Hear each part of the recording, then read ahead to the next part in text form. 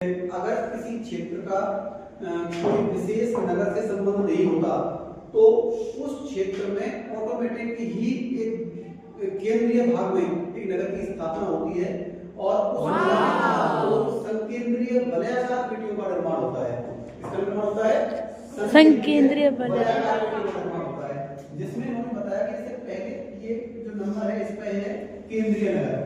केंद्रीय नगर, इस केंद्रीय नगर के चारों ओर जो एक पेटी बनेगी वो नंबर 2 पर है। इसमें गहन कृषि, जिसमें सब्जी, दूध और डेयरी फार्म वगैरह जैसे जो स्थापित होते हैं, जो ऐसी कृषि होती है जो लगभग 10-12 घंटे और 24 घंटे के अंदर ही वो उपभोक्ता तक पहुंच जानी चाहिए।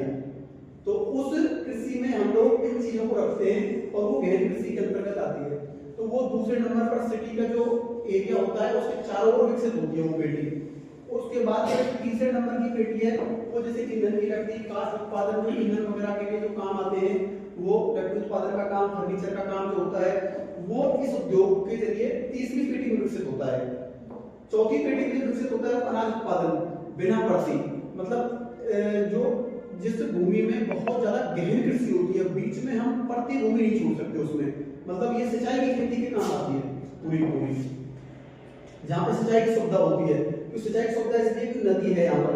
5वें नंबर पर फिर नदी दे रखी है इन्होंने, ये रहा 5वां नंबर।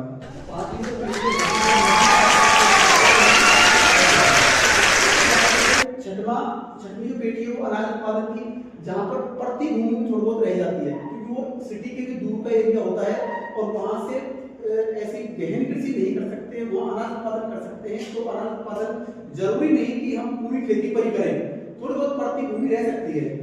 उसके बाद में 7वीं जो पेटी बनेगी वो अपनी बनेगी अनाज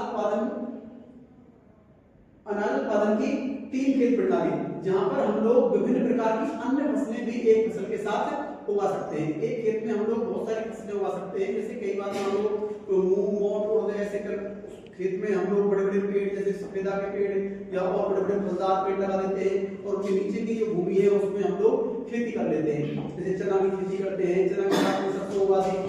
ऐसे हम लोग जो एक मिश्रित खेती करते हैं उसके रूप में ये पेड़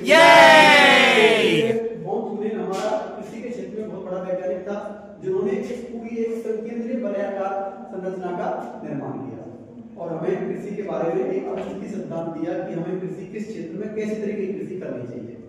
ठीक है, आगे समझ सकते हैं।